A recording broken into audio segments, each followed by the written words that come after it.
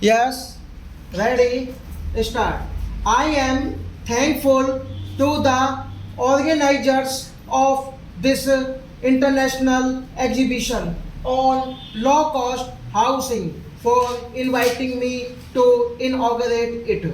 This exhibition, perhaps the first of its kind, focuses attention on one of the most pressing problems of today, the problem of housing. There is shortage of houses everywhere. Nearly all the countries of the world today are faced with the problem of constructing more and more houses to cope with the increasing demand. A reasonably comfortable house, providing shelter against the inclemencies of weather and affording room for necessary rest and leisure is an elementary need of mankind. It is clear that if the present need is to be met to any reasonable extent, houses will have to be built on a huge scale.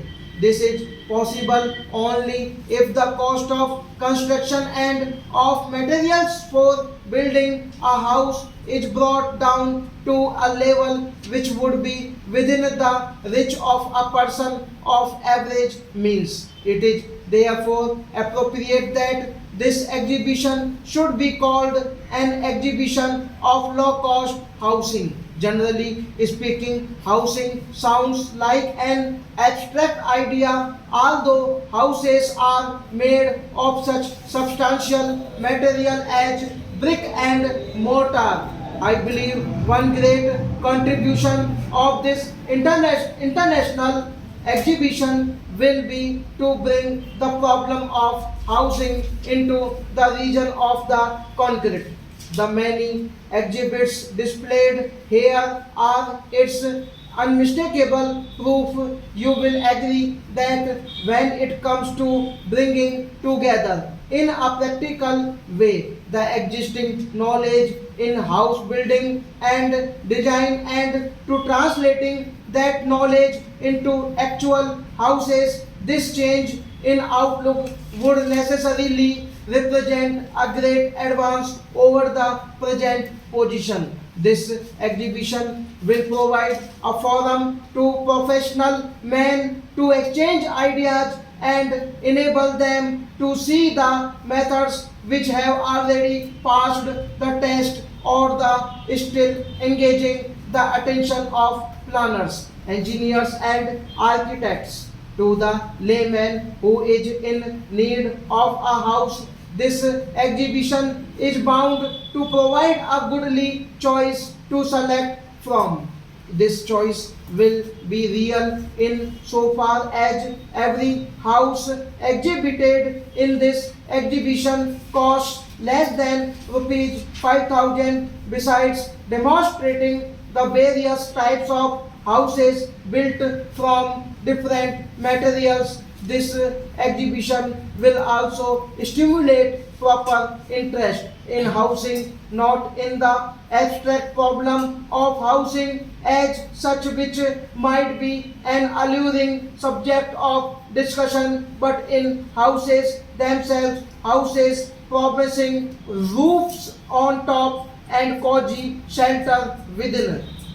I particularly welcome the broad auspices under which this exhibition has been arranged, as the problem of housing is common to all countries and human beings all over the world need houses to live in. It is only proper that such a venture should take the shape of an international forum for the common good of all. I am told exhibits have been received from many foreign countries, including Burma, Ceylon, Australia, Finland, Germany, Australia, Indonesia, Israel, Singapore, Thailand, Sweden, Italy, the Fiji Islands, and the United Kingdom.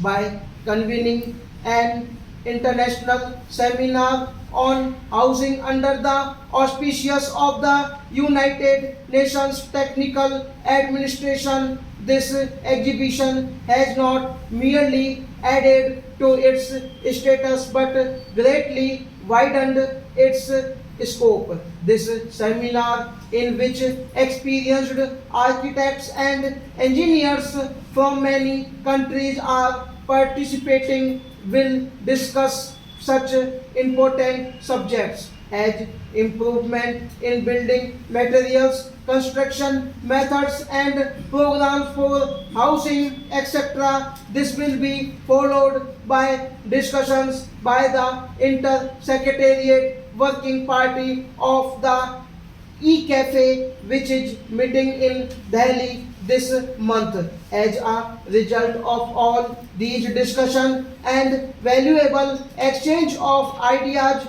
let us hope it will be possible to pool the experiences of the participating countries and adopt models which would result in bringing cheap and comfortable houses within the reach of the common people. As I have said, a house in one of man's elementary needs ever since the dawn of civilization, or maybe even before that, when men like beasts of prey lived in the open. The need of some kind of shelter was felt by him. There was a time when the impoverished shelter offered by bushes and trees satisfied his need. In places where trees did not grow, a rock hid out,